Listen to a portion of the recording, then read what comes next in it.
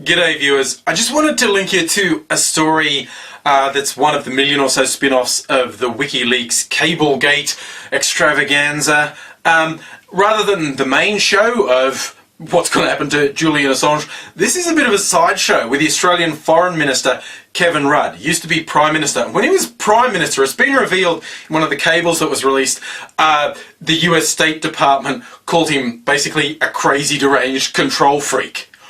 Which we all knew, which almost sums up the whole Cablegate thing to me. Most of it is, we knew that. Kind of interesting to see it laid out in black and white, but you know, not a surprise. We knew Rudd was a crazy control freak. Some of the backstory I find particularly funny, and I didn't know. Apparently what had happened is Rudd just really demanded a meeting with George Bush. He was Prime Minister in Bush's last year of office. Now, the previous Prime Minister to Rudd, John Howard, was George Bush's favoritist leader in the world. I'm not exaggerating, because John Howard was such an ass-kisser. Never faltered in his support of Bush and the Iraq invasion, no matter how many lies were uncovered, no matter how many the operation was fucked up. Howard was just, yay, yay, yay, go team, go. And Bush would put on just the hugest state welcomes for Howard when he visited. You know, little fucking tin pot nothing Australian Prime Minister got treated better than any other world leader by George Bush, just because George Bush really liked being sucked up to.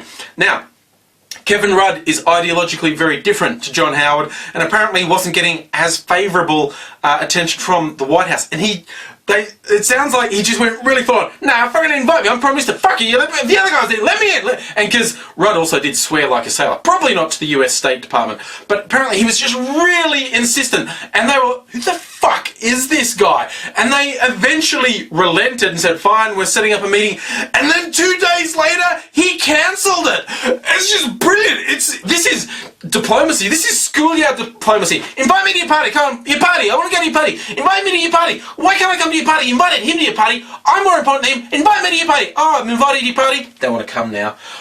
That just cracks me up, essentially. And Rudd's reactions when they're saying, oh, they're saying you're a control freak. He's just saying, give a shit. And he's slapping him back and just saying, you know what your problem is? Your problem's not WikiLeaks and Julian Assange. Your problem is you can't fucking keep secrets. These top secret things are seen by thousands and thousands of people, and you can't keep a lid on them. Why don't you work on that, guys, and leave Julian Assange the fuck alone? Good advice there, Kev.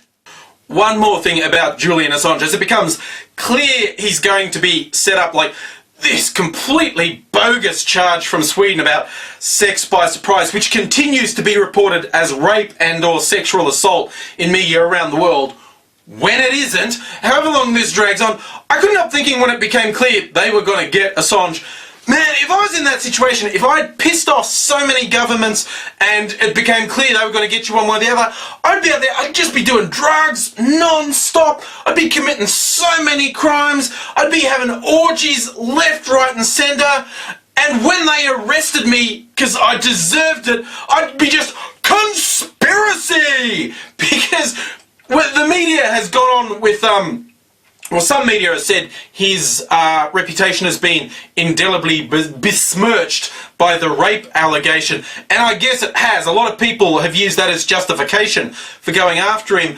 But while there's some people who will always say, I bet he's guilty of it, there are equally going to be people who won't ever believe he's guilty of that or anything else. They will see everything as a conspiracy. Man, I would push that to the fucking max. I would be the worst drug-dealing sex fiend on the planet. I would be breaking into convents and taking a shit on sleeping nuns' chests.